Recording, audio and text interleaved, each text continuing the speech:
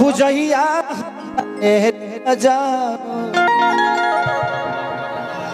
काहे काहे up down करता हो बताओ तरह से को माइक निके संभरा तो तहर मेहरारू कैसे संभराई तारे ऐसा आदमी के मेहरारू दूसरा संग भागेली ठीक से ऑपरेट नहीं करेंगे तो भागिए न जाएगी 1 2 1 2 3 4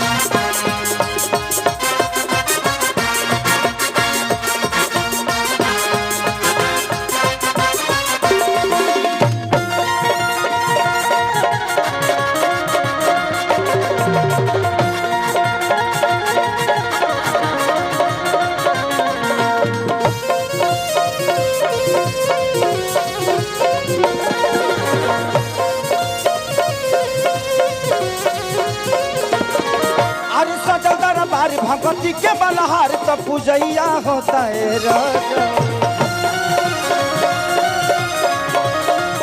अरे सजल दरबार भगवती के बलहार तो पूजैया होता है। ये यूट्यूब वाले भाई आप लोग लोकल हैं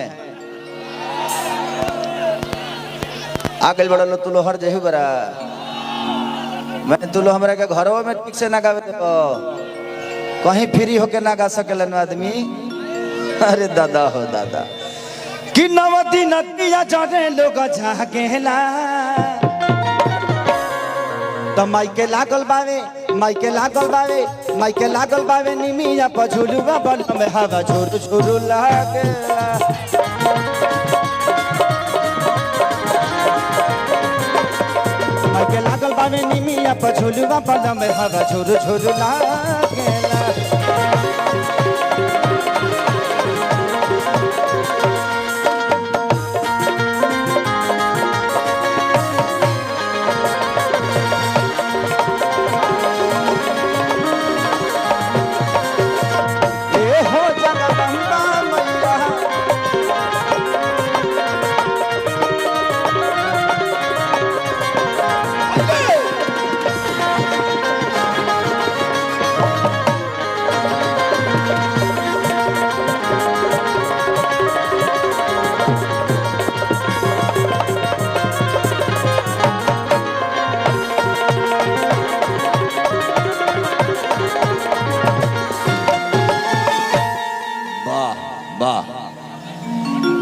कि कल साधराइल बा कि आई लड़हुल फूल हो डेली आशीर्वाद जी मैया जी झूल झूल हो कि कल साथ आइल बा आई लड़हुल फूल हो देवी माई देली आशीर्वाद झूल झूल हो।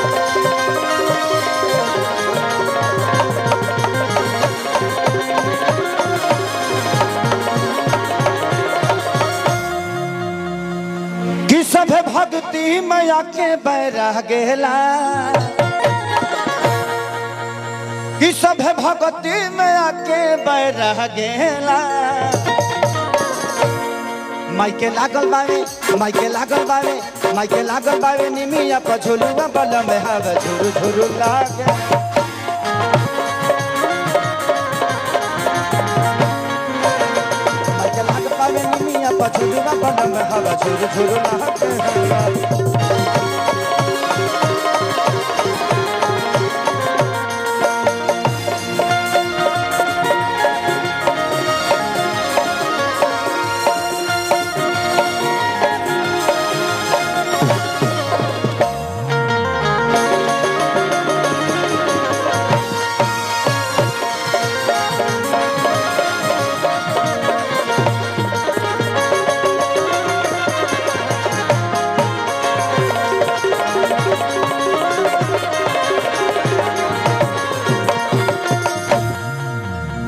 समस्या ई बा कि जौना दुल्हा के बियाह होखे वाला बा वो दुल्हा के भोजपुरी आवेला कि ना ही बड़ा दिक्कत बा।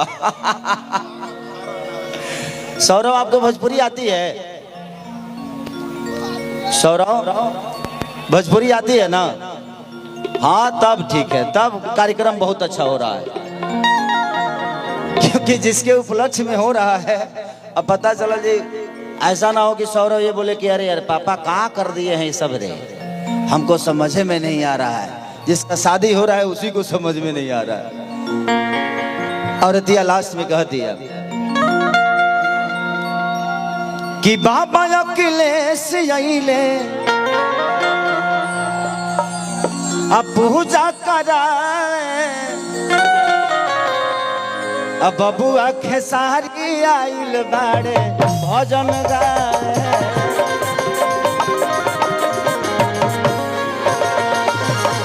बबुआ खेसारी आइल बाड़े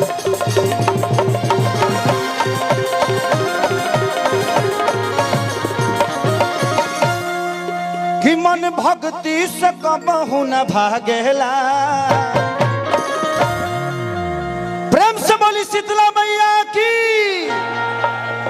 एंगा तुला एनर्जी देते रहिए, एंगा हल्ला गुल्ला कॉक कॉक के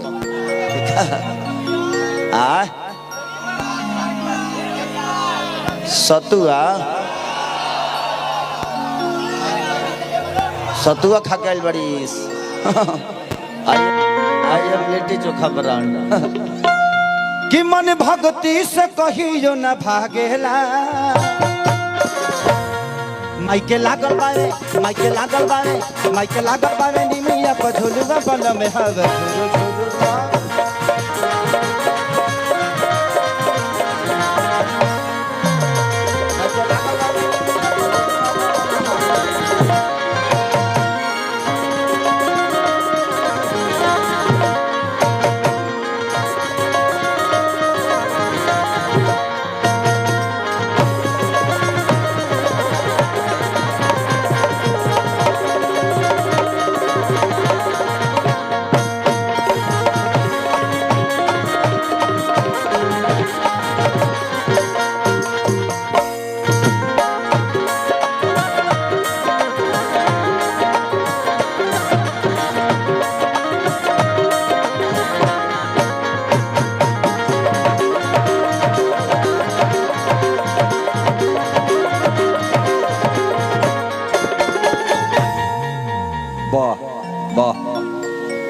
चिंता मत कर लो, भजन भाव प्रसादी ढेर ना खाइल जाला।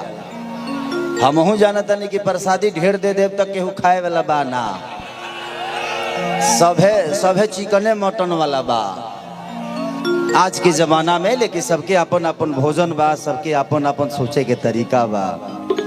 तो जिंदगी में ये हम लोगों को अवसर मिला है, ये ऐसे नहीं मिला है।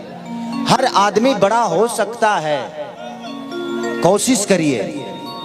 आप गरीब हैं तो ये शराब नहीं है, आप खुश नसीब हैं, क्योंकि अमीर गरीब बनता है लेकिन गरीब अमीर बनता है।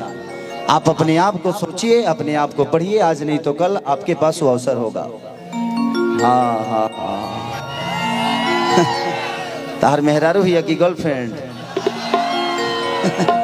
कहतरी भैया देखा वो कि जो